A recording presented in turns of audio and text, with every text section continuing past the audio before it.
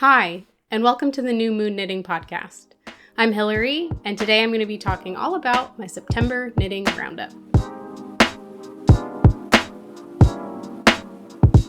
All right, just a couple of quick admin-y things before we hop into the knitting. First off, on my last video, which was my fall knitting plans video, I had mentioned I was interested in making the Fjädergenser, and I had said that as far as I could tell, I could only purchase the pattern if I bought the yarn with it from the Rauma website, and quite a few people reached out to let me know that actually it is available in a pattern booklet, and you can purchase that in the United States from a store called The Woolly Thistle. So I did want to thank everybody who reached out and gave me that information. I checked it out. I'm still considering buying it. I just have to decide if I want enough of the other patterns to, kind of count for the price of the entire book. I don't want to buy the book if it's just that one pattern. But yeah, huge shout out to everybody who offered to help with that. I also had some people reach out with ways to get it from other countries. And yeah, just thank you everybody. I'm still trying to figure out what I'm going to do next, but I really appreciate all the feedback. So that's great. And the other thing is I'm very excited that I have the chance to go to the Vermont Sheep and Wool Festival this year. So the Vermont Sheep and Wool Festival will be held as of this recording next weekend. And I was going to be in Vermont anyway that week for a little bit of like a baby moon with my husband. And so since we were going to be in the state and we're staying relatively close to where the festival happens, we're going to go to the festival. We'll be there on Sunday, most likely in the morning, maybe to like midday, early afternoon. We do have some plans to try to meet up with my brother in the evening, so probably won't be there all day. I'm not doing any kind of formal like meetup or anything like that, but if you're going to Vermont Sheep and Wool and you see me there on Sunday, definitely feel free to pop over and say hello. All right, so I have not filmed kind of a regular podcast since end of August, early September. And so today it's going to be a roundup of everything that I've knit in the month of September. I think I have 4 finished objects and 2 whips. And yeah, let's go ahead and get started. All right, so my first finished object today is the Make Myself Flowers vest by Vexnot Studio. This is a bottom-up Intarsia colorwork vest. The pattern costs $9 American.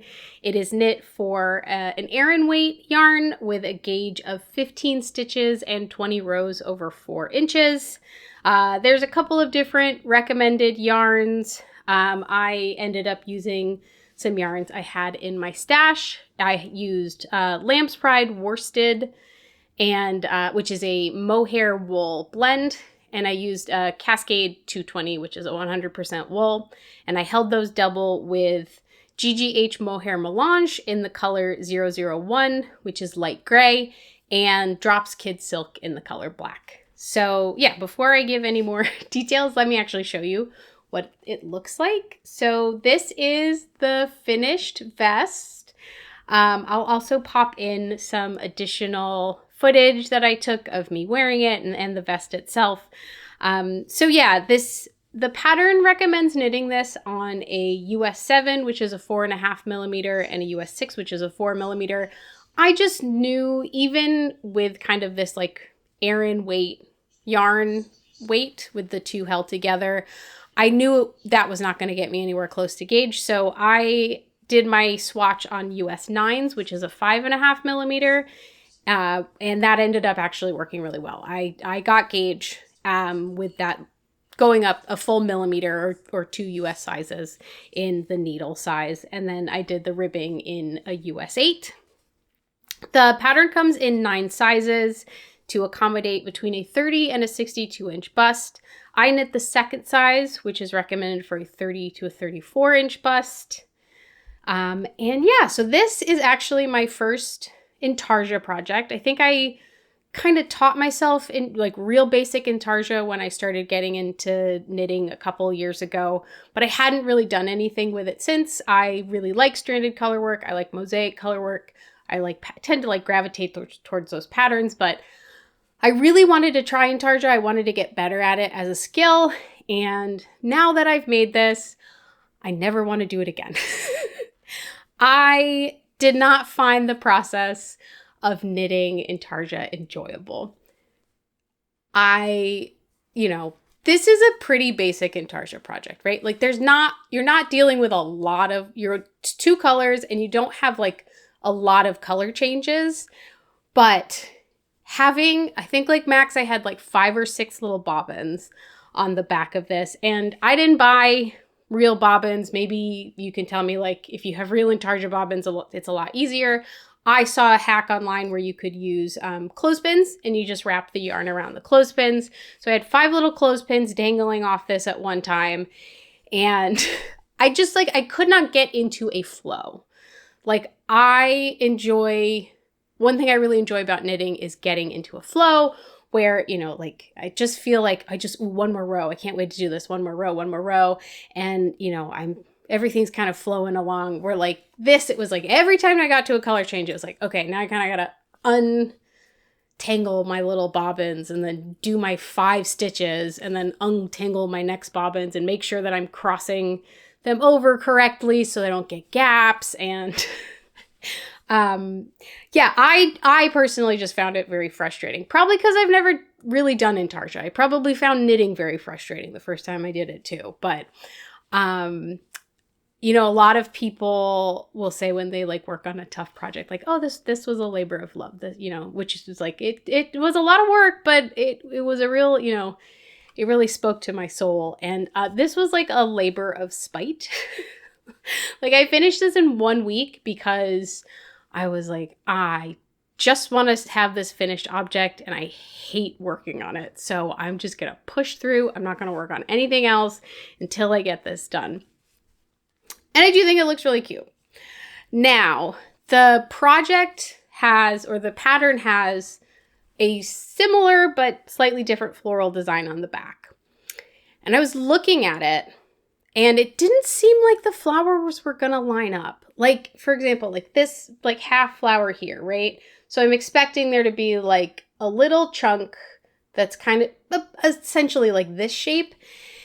And when I was looking at the pattern for the back, I wasn't seeing that. And so I was trying to look at the pictures of other people's projects and it just didn't seem like I couldn't get a good sense of if it was going to align. And I knew I had like a couple of options. I could have started it to see if it was going to work out. I could have, if I really didn't think it was going to work out, I could have recharted it. But I'm working on like another project right now that involves like some custom charting. And I didn't have the headspace for that. And also I hated this so much. I shouldn't say hate. I did not enjoy the process of the front anyway. So I just ended up knitting the back in just the gray color. Because I knit the back one color and I was working from stash, I basically thought I was going to run out of yarn before I finished the cuffs on the top. And so what I ended up doing was I ended up adding this like little detail of using the contrast color for the ends, just so I could save myself enough yarn to make sure I could finish all 3 of these hems to the length that I wanted them to be. And I'm glad I did because I probably would have run out of yarn. And I'm also glad I did because I do think it looks cute. I think it's like a nice little detail on this project. And I think I need to remember that in the future. I think it looks cute and sporty. And I think there's like other projects I've worked on that would like benefit from this little bit of contrast. So overall, I'm pretty happy with the finished object, as much as I didn't love the process of making it. It's very cropped, but I think that works. Right now, it sits really nice over like my little belly. And, I love high-waisted jeans and high-waisted pants. So I think in the future, I'll get wear out of it. I would have worn it today, but it's still very hot outside. And this is, an Aran weight mohair and wool sweater. So it just wasn't going to work out. But really excited once the weather starts to cool down to get some wear out of this fall. And yeah, I think that's it for this one. So yeah, one last time, this is the Make Myself Flowers vest by Vexnot Studio. My next finished object is a pair of socks for my husband for our anniversary. It was our anniversary at the end of September, and so I always try to make him a pair of socks for like his birthday and anniversaries and things like that. And so I'm not going to talk too much about this because this is just like, there's no pattern. It's just my my method for making socks for my husband, and so I don't think anybody else is going to be doing that. So I'll just quickly like highlight the yarn.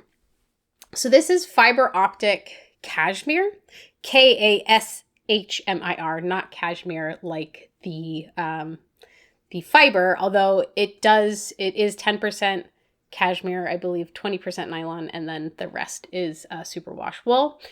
This color is called Once in a Lifetime. It's this really pretty variegated like green and kind of like tealy color. It's really nice. I knit these on a US 1.5, and yeah, again, they're for my husband. They fit my husband really well. I've got it down to a science now, exactly how to make him a pair of socks. And so yeah, these are nice. They're cute. They're for my husband, and they have no pattern. So these are the vanilla socks by me. Next up, I have a couple of baby knits that I made for some friends. So the first is the top-down Raglan child sweater by Carol Bernice. This is a free pattern that is knit with DK weight yarn with a gauge of 6 stitches and 9 rows over 1 inch. The pattern uses US 5 needles, which is a 3.75, and a US 3, which is a 3.25 for the cuffs and stuff. I did the whole thing on US 5s. I just didn't think I needed that kind of like scrunching for a little baby knit. It only comes in one size, but it's a free pattern, and they do offer some suggestions on like how to size up. Again, it's a free pattern, so sometimes you're limited. The pattern calls for a couple of different like Lion Brand and Bernat yarns. I used Lion Brand Respun in the color Blush, and this is how my little sweater came out. So yeah, I think it came out really cute. Obviously the big difference I made, and let me grab actually this too. So this is a set for my friend who is expecting her first in December, which is so exciting. And so my last kind of regular podcast, I had highlighted that in the summer I had made this little, I think it's called the Modern Baby bonnet. I'll make sure I link this pattern as well in the description below. But this is the Modern Baby bonnet, and it uses, I think I called this the moss stitch or double moss stitch. That's what I thought it was. But I actually think it's called the box stitch. It's where you alternate knit 2, purl 2 over 2 rows. So you get like, it would be like a 2x2 rib, but split up, rather than, I think a double moss, because it's in another pattern I'm using, is like 1x1, but over 2 rows. So I think some of it's regional, but I have a book of like patterns, and they called this the box stitch. So I'm going to call it the box stitch. And so I thought it would be cute if the sweater's just stockinette.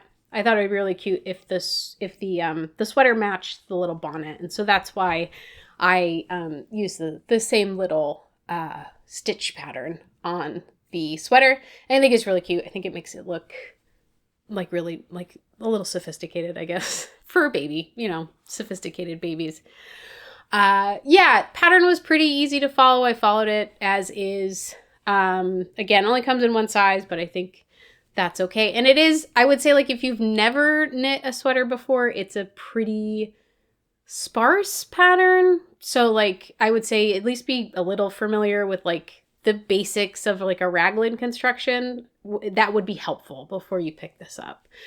I just used little, let's see if I can get this to focus. Yeah, these are just little like resin buttons, but I used the same yarn to sew them on so that they kind of match the rest of the sweater. And yeah, I think this came out really nice. All I have to do now is wrap this up and ship these out to her. She doesn't live nearby anymore. And so, but yeah, I think this is a cute little pattern. If you're looking for like a free little pattern for baby knits, it's a pretty good staple. So yeah, last time, this is the top-down Raglan child sweater by Carol Bernies.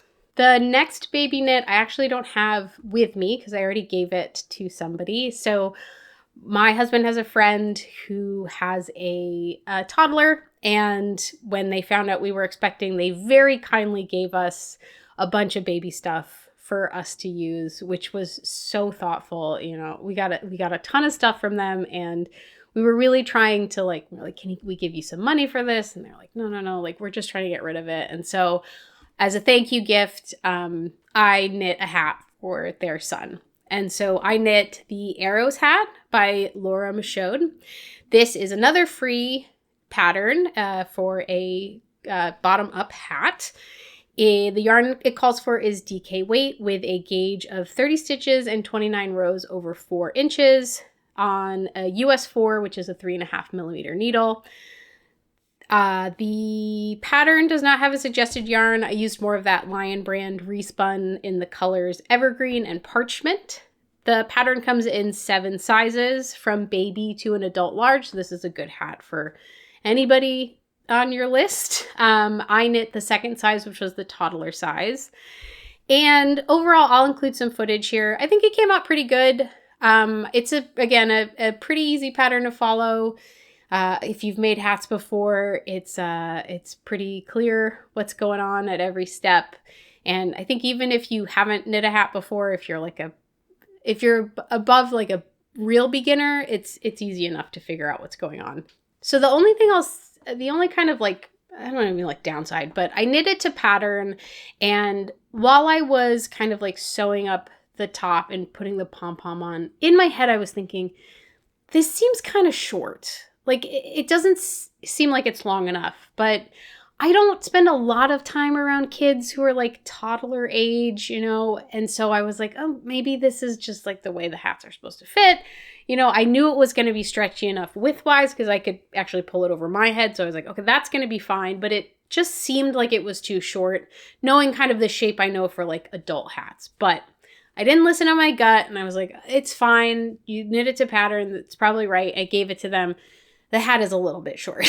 So they sent a picture and I was like, ooh, we should probably fix that. So I'm waiting to get the hat back, and then I'm going to do a little bit of surgery to lengthen the space between the base and the crown so that it fits a little bit better.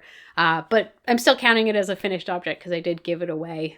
And once I get it back, I'll make those changes. So other than that, like, especially for a free pattern, it's very nice. It comes in a lot of sizes. You just may want to consider that. And again, I don't know what it's like on other sizes, but if you knit the toddler size for, I would say like a toddler who's kind of near the end of being a toddler, maybe just make it a little bit longer. It's probably gonna fit better.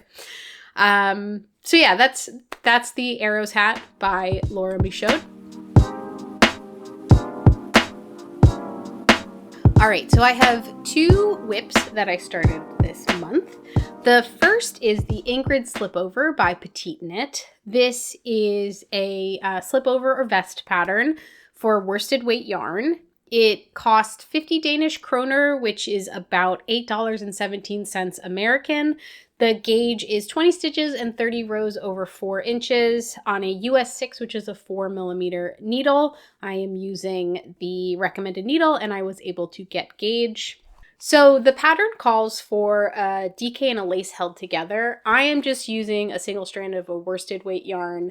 This is My Main Farm Girl, just their worsted weight in the color oatmeal.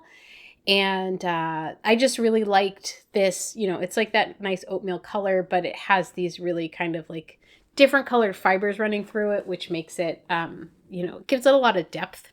I purchased this when I went to visit my mom in New Hampshire. We drove up to Maine one day, we stopped at a little store, and I picked up enough of this to make a little slipover or a vest. And so far I'm really enjoying using it. It's definitely, it's like, it's got a lot of lanolin in it, so it smells really sheepy, and I really like that.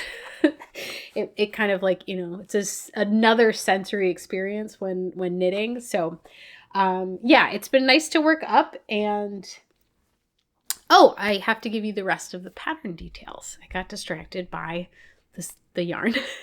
So the pattern comes in 9 sizes to accommodate between a 30.5 and a 59-inch bust. And I'm knitting the second size, which is intended for about a 33.5-inch bust.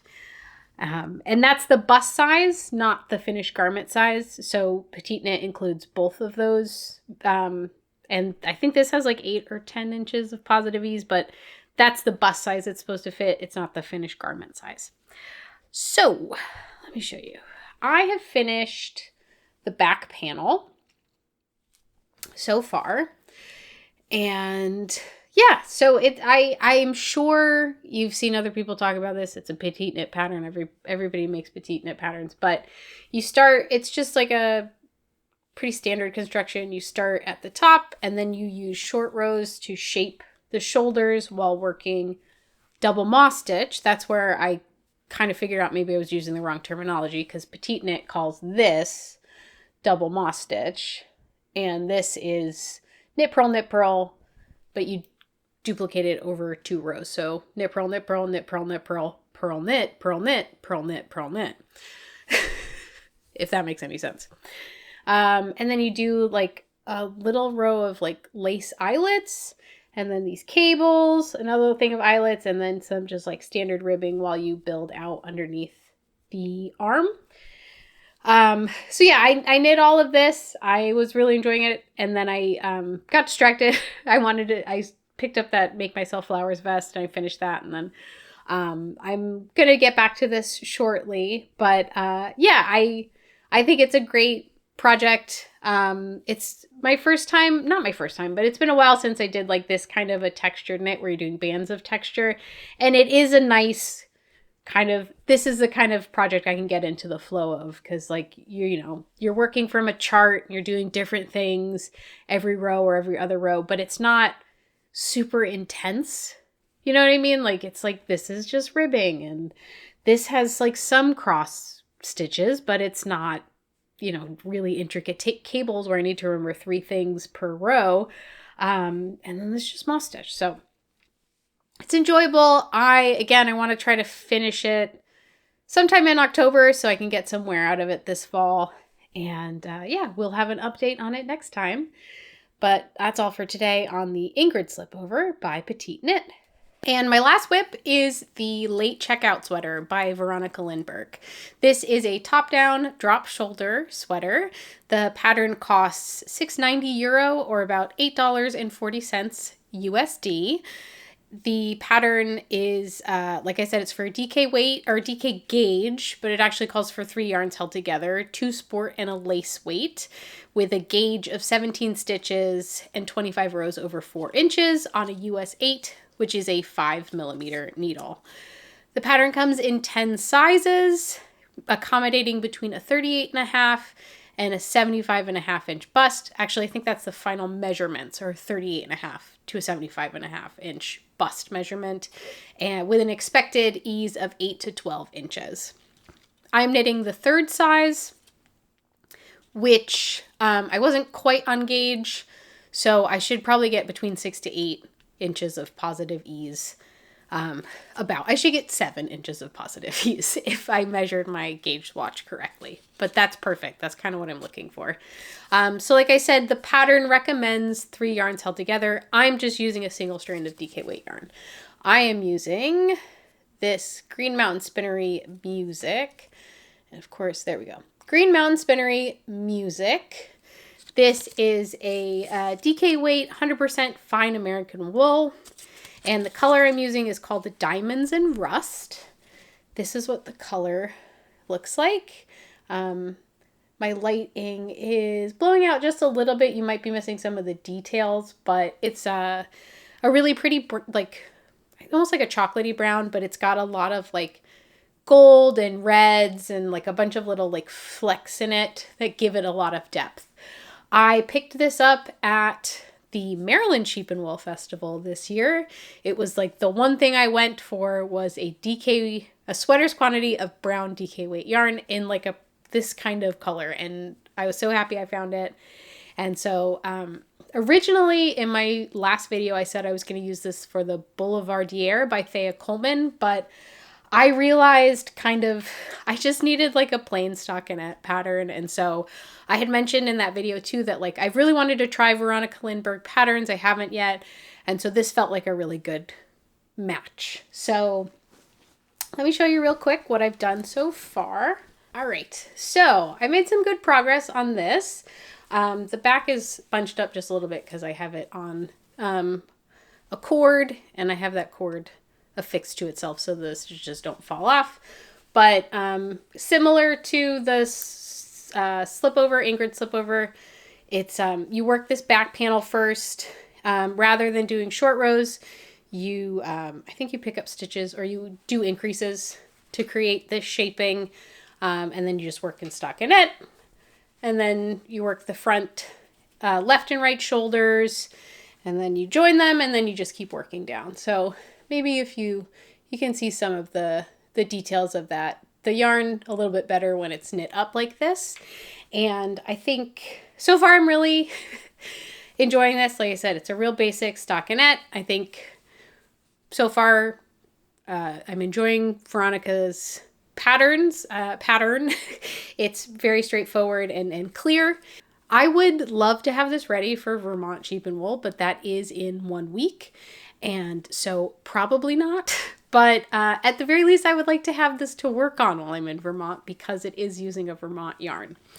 Yeah, not much else to say about that right now. Probably when it's a finished object, I'll have some more thoughts. But for the time being, this is the Late Checkout Sweater by Veronica Lindbergh. All right, and that is all I have for today. I did kind of say I was working on another custom charting project. I think I'm planning like a separate video for that. So I'll just share about that next time. But if you enjoyed this video, feel free to give it a thumbs up. And if you'd like to see more of what I'm doing, please go ahead and subscribe. So yeah, that's it for now. Thank you so much for watching, and I will see you in the next one.